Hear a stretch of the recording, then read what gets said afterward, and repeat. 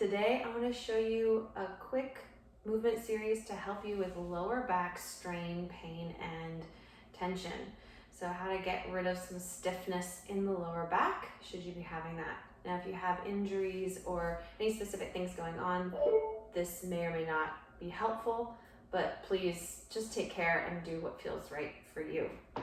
We're going to use a standard chair, any kind of chair that you have. I'm going to lean it against the wall here, facing away from me.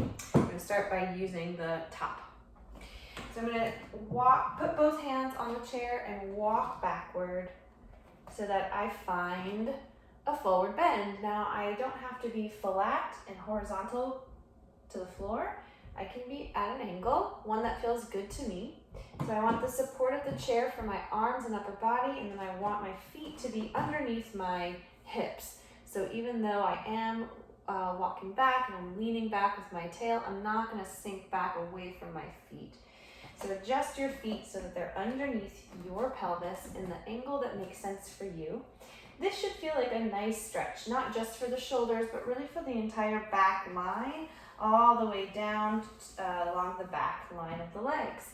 If you want, you can bend a little bit and straighten, bend one leg, straighten the other.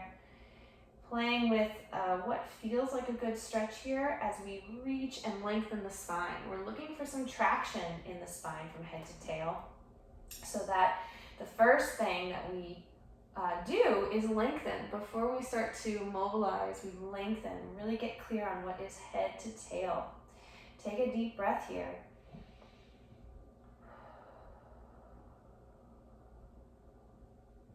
When you've had enough of that, I'm going to walk forward a little bit. I'm going to round my spine as I walk forward about halfway, a step or two.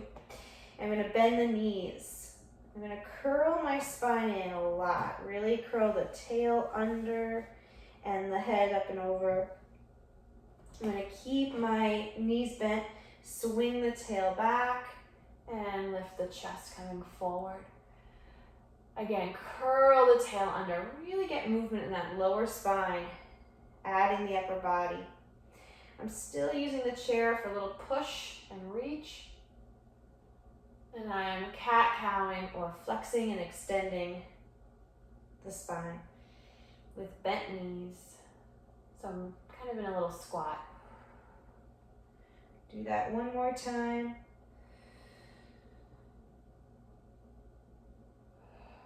As you curl this time, we're going to walk all the way toward the chair, rolling up, coming up to standing. So now I'm going to turn the chair around, facing out, and I'm going to put one leg at a time on the chair, step that foot, bring both hands to the top of the chair. So again, the chair should be leaned against the wall so it doesn't slide away. And I'm going to adjust that standing foot back a little bit. So I have kind of like a lunge position here. So from here, take a nice deep breath.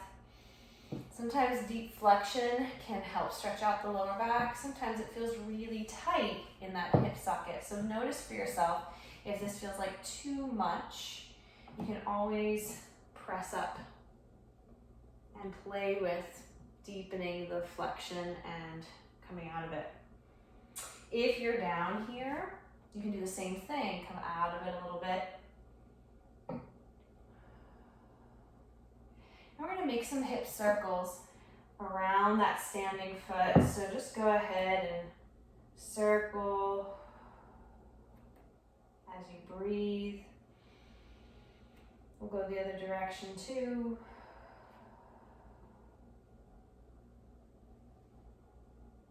Few times each way, really circling both hips. So this creased hip, I'm really getting some movement in there as well. Make sure you've done both directions. And then you're gonna press onto that standing knee. Make sure you have help if that feels a little imbalanced. And then rotate that standing leg, bring that turned out.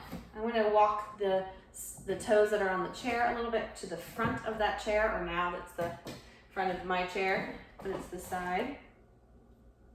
So now my knee is not behind me anymore, right? I've walked it a little bit forward and I'm in this position where I'm opening that leg out to the side. We're gonna take a nice big side bend over. You can rest your elbow on your knee if that feels good. And see if you can feel that reach from the outside of that standing foot all the way up to your fingertips. Breathing. And then sweep the arm out to the side as you come upright. We're gonna rotate to face the leg again. So it does mean I'm gonna rotate the toes on the chair and the foot. Nice noise there. And I'm gonna take this arm opposite of the knee that's on the chair and reach it across the outside of this knee. And as I do that, I'm gonna reach and create a little twist looking around behind me. So my spine is still vertical. I'm not rounding, I'm not extending. I'm nice and vertical head to tail. Strong standing leg. Maybe feeling that nice oblique stretch here. And then we're gonna let that go and do it again. We're gonna open out, take a side bend,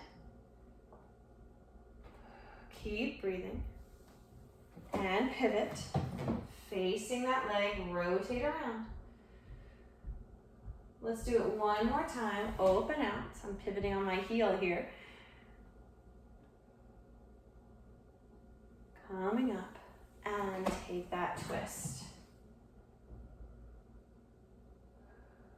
Coming back around to the front, you can step that leg down, shake out the legs a little bit. Notice if you feel a little more open in the waist, but also maybe connected to that foot that was on the chair. I feel a little more nice hip creasing that's happening.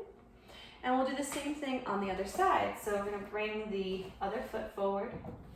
Your choice to stay more upright if it feels like it's too kinky in the hip. You can do your circles from here, or you're gonna bring your hands forward onto the chair top. Now you can have your foot wider than your hip. So I can even open the knee out a little bit, the foot out a little bit, so it's not parallel right inside this parallel line. I can open it up. That also might feel a little bit better.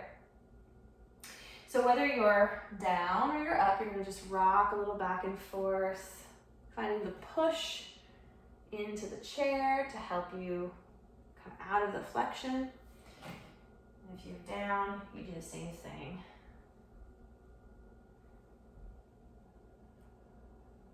Keep breathing, and we'll take those circles. Circling both hips, but really feel that creased hip, getting some mobility. Going in both directions, as I said.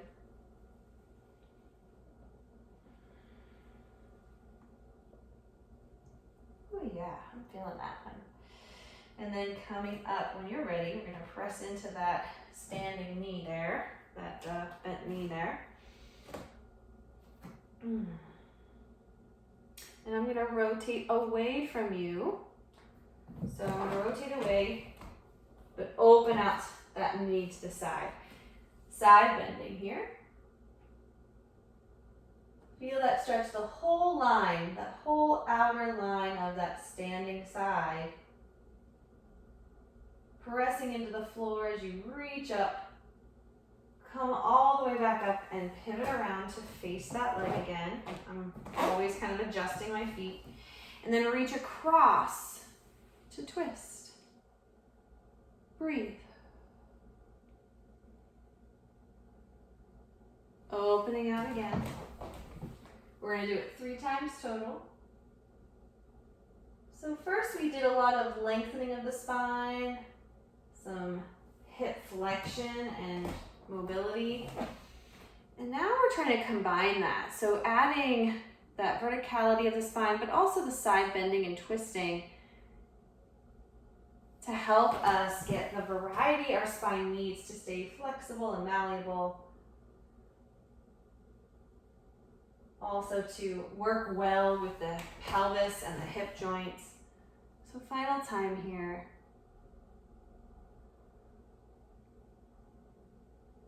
And then letting that go. Bring that leg down, shake out the legs, see how you feel.